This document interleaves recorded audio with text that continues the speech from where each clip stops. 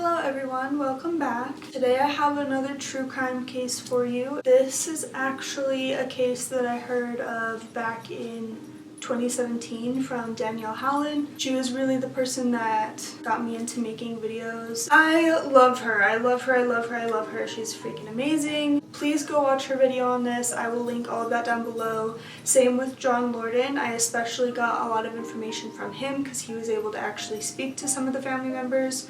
So I will link all of that below. Go give them some support. If you want further information, Lordan especially is really thorough with everything that he covers. So I just wanted to talk about this case today because since watching Danielle's video, I have not stopped thinking about it.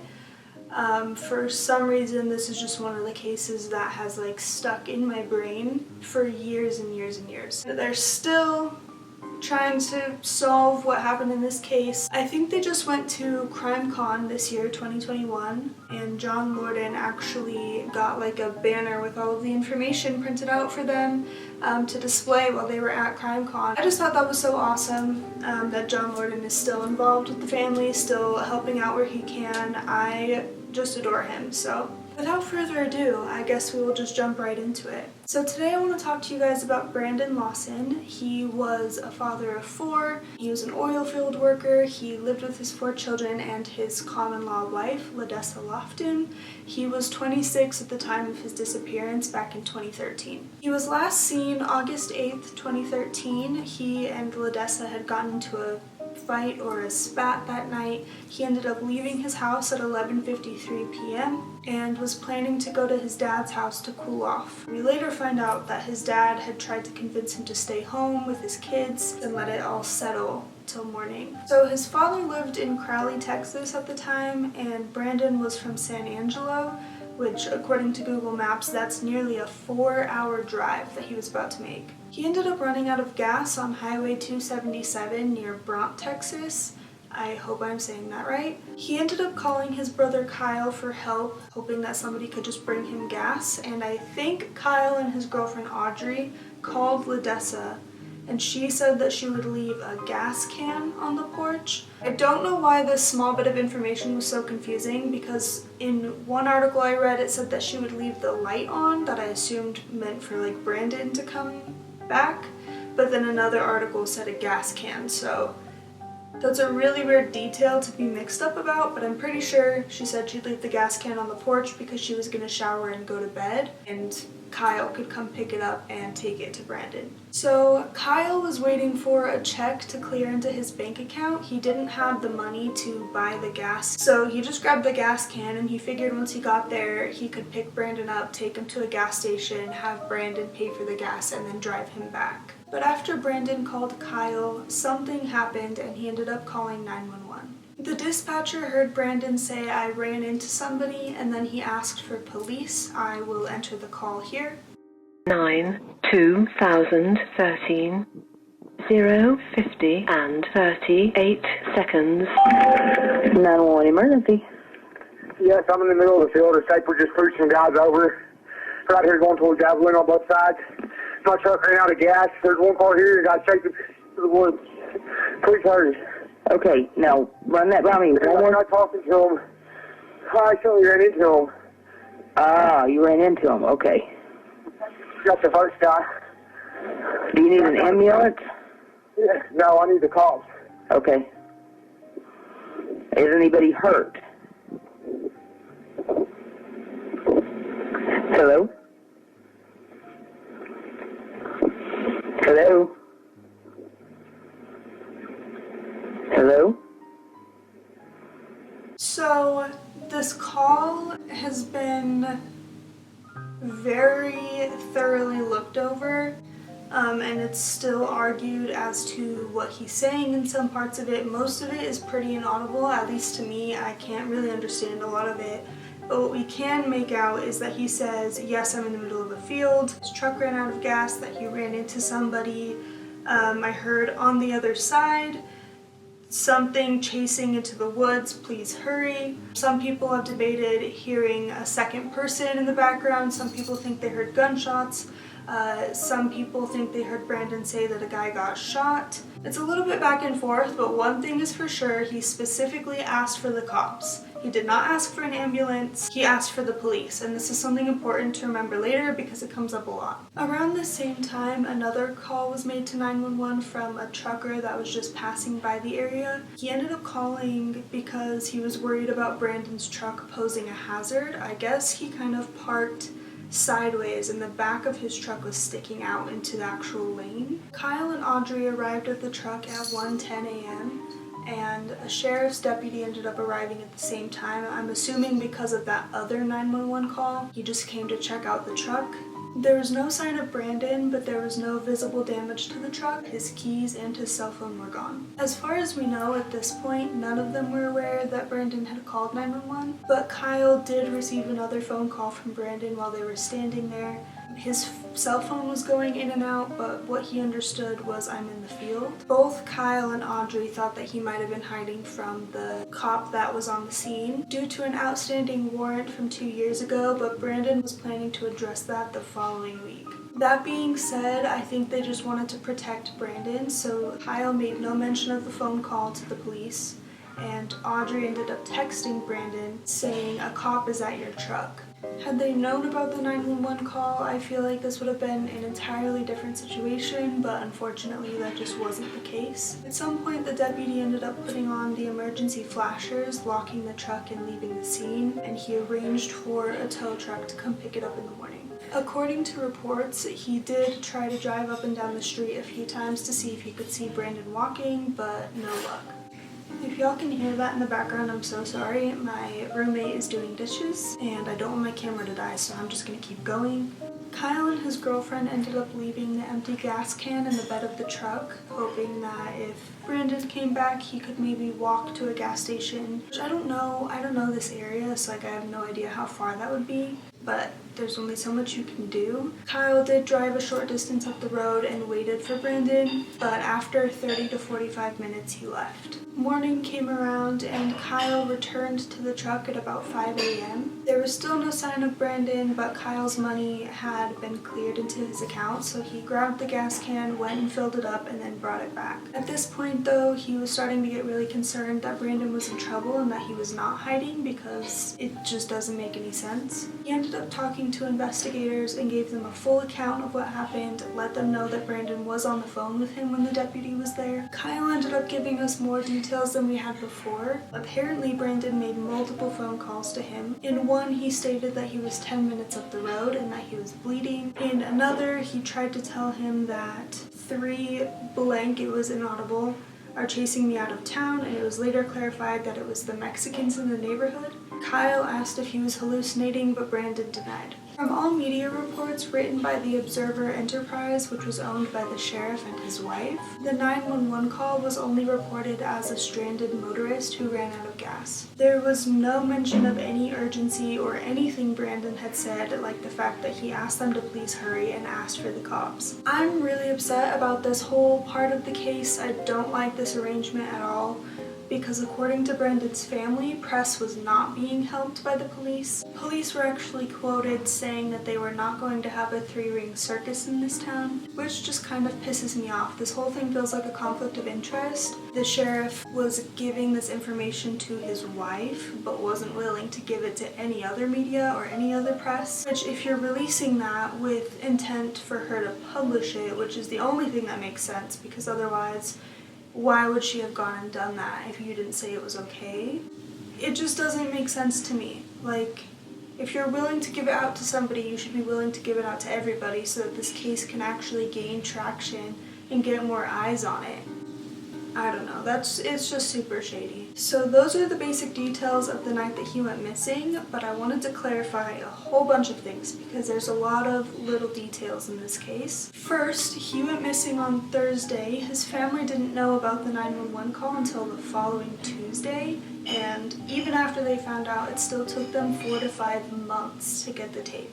What I think is kind of strange is that The family wasn't ever notified of this 911 call. The only reason they found out about it is because Ledessa decided to order a phone call log from Verizon, and when she got it, she saw the 911 phone call and flipped. That's insane. Another thing that people have pointed out is that the sheriff was not in town the weekend that Brandon went missing. I think that he's been pulled into some theories about possibly being involved, so wanted to put that out there. There has been no activity on Brandon's bank accounts or his cell phone since this time. An extensive search was done in the area on October 24th, 2013 by a professional search and rescue team. One source said that the area was searched at least 14 times. I only saw that information in one place though, so I'm not entirely sure on that. But according to what I know, even though there had been a thorough search done, it was only a small portion of a large area because a lot of that land is private land,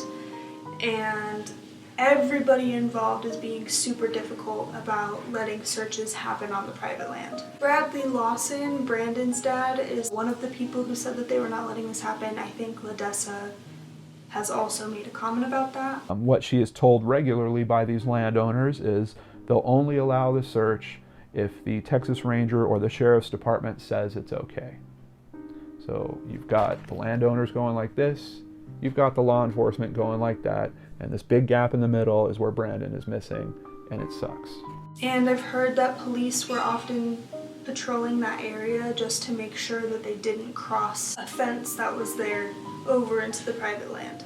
Bradley and Ledessa were probably still are upset over the fact that police did not want to view this as a missing persons case, which brings me to another fact. Brandon's truck was not properly processed until it was impounded. And when they finally did take a look at it, they didn't find any blood. And according to the family members, that is what made them kind of toss out foul play as an option, which I can imagine would be horribly frustrating. They did do a helicopter and plane search in the area, which I believe Ledessa actually paid for, and she has tons and tons of photos from this that she says have been combed through thoroughly. The only thing that they really found was dead animal remains. They also got some ping data from the cell phone company, but unfortunately the timing of this was not the best. I guess the company that she was working with throws out a lot of the details after a certain number of days and only keeps like a simpler version of the ping information. So by the time that they asked for it, they only have this simpler version to give. So they do have this information, but it's much more general than they were hoping for. It just shows that he was around the Colorado River. Brandon's cousin thought that he might have crossed the river at some point, but Ledessa says that these pings range from 1 to 3 miles long, so it could be on either side. Another article I found said, quote, according to Brandon's wife, it should be noted that following this search, a cell tower notating a last ping was approximately 3 miles away from the truck in an area not yet searched. So to move on to a little bit of a different topic within this case, Brandon did have a past with drugs, but his father said that before he went missing, he passed a drug test and he was working on staying clean and just cleaning up his act in general. He had been sober for 6 months. Brandon's cousin, who I mentioned earlier and we will talk about in a little bit, also said that while they were playing golf one day, Brandon made a comment about how he was actually enjoying his sobriety. As far as the warrant goes, Ledessa says that Brandon actually thought that it was for time that he already served and that it was old, which I didn't know was a thing that could happen, but apparently on occasion it does. But Ledessa also says that they had a public address and they were not hiding from this. Like I said earlier, Brandon was planning on addressing it, and Brandon's dad, his cousin, and possibly even his brother all have said that this is not something that he would run from, despite the fact that they initially thought he was hiding. But another thing that's argued against this is the fact that Brandon specifically asked for police. So him running from this warrant it's just not a theory that makes any sense to anybody who knew him. Okay, now we're going to talk about the cousin for a little bit. His name is Anthony Jeffries, and he actually spoke to John Lordan, which again, I will link John's video down below. So Anthony points out that Brandon was a pretty tough guy. He was experienced in the wilderness. He liked the outdoors. There's tons of pictures of him like fishing and whatnot. So all of the theories that he just hurt himself walking around out there doesn't really make sense to him. Anthony also suspects that the version of the 911 call that we heard is edited, possibly even up to a few minutes of it. Something that I never realized, like this never crossed my mind until I watched John's video, is the fact that there's no identifiers in the 911 call, which at first I was like, okay, well maybe if they wanted to release this 911 call publicly and they didn't want too much of his personal information for some reason given out. Even if that was the case, why would the family also get the edited version of it? Because Ledessa has confirmed that this is the only version of the tape that she's heard as well, so that just no longer makes sense, but it is a very good point. So those are all of the facts for this case. I'm going to go ahead and hop into the theories really quick. I just wanted to throw in that I did not come up with these theories. They're not coming from me. They're just what I've picked up online from all different sources, and for this case, there's a lot of theories. I think this is one of the cases with the most theories that I've ever seen. Bradley said that an early theory was that Brandon had another woman somewhere that just came and picked him up and then they just left. But a couple things to note here. There's been no activity on his bank account, on his cell phone, and he ditched his truck, which I think somebody said that he was the only one with a key. There was only one key to the truck and it was missing when people got there. That already doesn't make sense long term, but on top of that, Brandon and Kyle were really close, and Kyle said that Brandon once told him that one of the greatest things he ever did with his life was having his children, and Anthony said that Brandon had talked to him multiple times about marrying Ledessa soon. Everyone seems pretty adamant on the fact that he wouldn't have walked out on his family, but especially his children. This theory is not one that I personally feel is a possibility, but it is a theory. So another one is that Brandon could have potentially hurt himself after crossing over into the private property if he wasn't aware of that. Like I said, the terrain was really harsh, so while people think that he could handle himself out there, there's still a possibility that he could have gotten hurt. To make this theory even bigger, people believe that there's a chance that he could have sued the landowners, which I'm not entirely sure how that would work, because wouldn't he have been trespassing? I don't understand how it would be the landowner's fault if he were to hurt himself. If anybody has more information on that, let me know in the comments, but I guess people think that there's a possibility that that could have happened, so people have speculated that the landowners covered it up to try and avoid liability or a lawsuit. I mean, police did try extra hard just to keep them off of this private land. Again, I feel like this is a theory that wouldn't really make sense to Anthony, and he knows Brandon obviously better than any of us. I know it was a theory at one point that Kyle might have been involved. From what I've heard, he was given 4 different lie detector tests and he passed all of them. I know lie detector tests aren't always the most reliable, but that's a lot of them to pass, and the family says that Brandon and Kyle were really close. Kyle was the person that he called for help that night, so it just doesn't seem very possible. Some people think he could have come across a wild animal. I guess in this area it wouldn't be uncommon to see like a feral hog, and I feel like animals in general can just be pretty aggressive in the wild, but keep in mind the things that he said in his 911 call.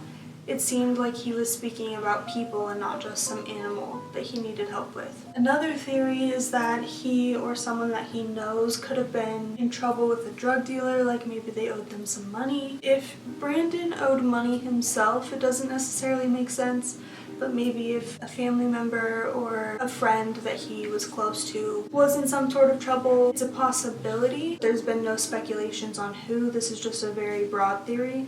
If you were to owe money to a drug dealer, it's unlikely that they would come after you directly, because then they wouldn't get paid. But if it was somebody that Brandon knew, it's possible they could have gone after Brandon as a warning or a lesson or a punishment to whoever was in trouble. Also, again, Brandon was working on staying clean, and it seemed like he was doing a good job of that, so I don't want to tarnish his name with this theory by any means. It's possible that he could have run into somebody else, and if he wasn't the one being targeted, maybe he just stumbled across something that he wasn't supposed to see. It's hard to say, but both Bradley and Anthony think that what he was trying to say on the 911 call is along these lines. Kind of tied to this theory, someone shared an article with John Lordan. I will link that article below, but it just talks about how meth was a big problem in San Angelo at that time. It was being made in Mexico and brought to San Angelo through cartels. So is it possible that that might be who he stumbled across? The last theory that I've heard is that this is a potential human trafficking situation. Apparently there were 2 or 3 other men that went missing within a 6-month period of Brandon's disappearance, and all of these men worked in oil fields. People have definitely speculated that if they did run into a cartel, maybe they were kidnapped and taken to Mexico to work for free.